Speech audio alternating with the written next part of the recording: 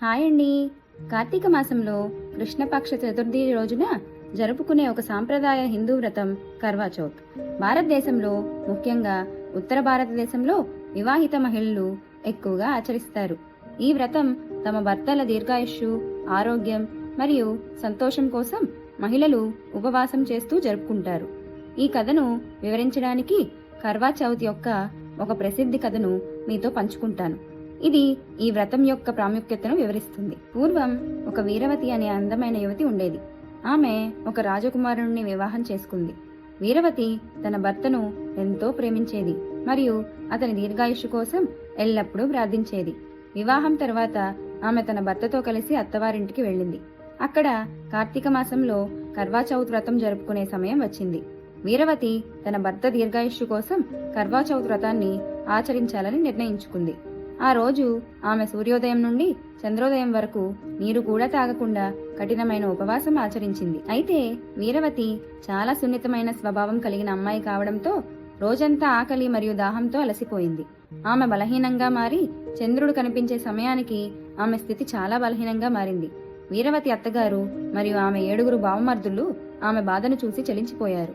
వారు ఆమె ఉపవాసం త్వరగా పూర్తి చేయాలని కోరుకున్నారు.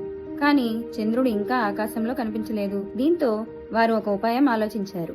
వారు ఒక చిన్న దీపాన్ని వెలిగించి దానిని ఒక జల్లెడలో ఉంచి చంద్రుడు కనిపించినట్లు నటించారు. వీరవతి ఆ దీపం చంద్రుడని నమ్మి తన వ్రతాన్ని పూర్తి చేసి ఆ జల్లెడ వెనుక ఉన్న దీపాన్ని చూసి పూజ చేసింది.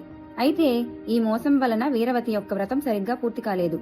దీని ఫలితంగా ఆమె భర్త అకస్మాత్తుగా అనారోగ్యంతో పడిపోయాడు మరియు మరణించాడు. వీరవతి ఈ విషయం తెలుసుకుని ఎంతో దుఃఖించింది. ఆమె దేవతలను వేడుకుని తన భర్తను తిరిగి బ్రతికించమని ప్రార్థించింది. ఆమె భక్తి మరియు నిజాయితీని మెచ్చిన దేవతలు ఆమెకు ఒక అవకాశం ఇచ్చారు. వారు వీరవతికి తాను మళ్లీ కర్వా చౌత్ వ్రతాన్ని శ్రద్ధగా సరైన విధానంలో ఆచరిస్తే తన భర్త తిరిగి బ్రతికి వస్తాడని చెప్పారు. వీరవతి ఈ సలహాను పాటించింది. మరుసటి సంవత్సరం ఆమె కర్వా చౌత్ వ్రతాన్ని అత్యంత భక్తితో సరైన విధానంలో ఆచరించింది. ఆమె చంద్రుణ్ణి చూసి తన భర్త కోసం ప్రార్థించి వ్రతాన్ని సంపూర్ణంగా పూర్తి చేసింది. ఆమె భక్తికి మెచ్చిన దేవతలు ఆమె భర్తను తిరిగి బ్రతికించారు.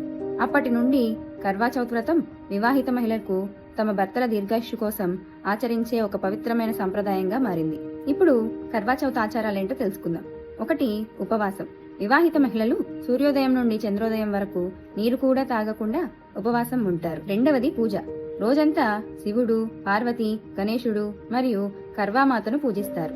కర్వా అనే బుట్టలో పూజా సామాగ్రి, సింధూరం మరియు ఇతర అలంకరణలను ఉంచుతారు. 3. చంద్రదర్శనం. సాయంత్రం చంద్రుడు కనిపించిన తర్వాత మహిళలు జల్లెడ ద్వారా చంద్రుణ్ణి చూసి తమ భర్తలను కూడా చూస్తారు. అనంతరం వారు తమ భర్తల చేతుల నుండి నీరు త్రాగి ఉపవాసాన్ని ముగిస్తారు. 4. కథలు. కర్వా చౌత్ కథలు, ముఖ్యంగా వీరవతి కథ, సాయంత్ర సమయంలో మహిళలు సమావేశమై చెప్పుకుంటూ ఉంటారు. ఈ వ్రతం భార్యాభర్తల మధ్య ప్రేమ, విశ్వాసం మరియు బంధాన్ని బలపరుస్తుంది. ఈ రోజున మహిళలు అందంగా అలంకరించుకుని ఒకరితో ఒకరు కలిసి వ్రతాన్ని ఆనందంగా జరుపుకుంటారు.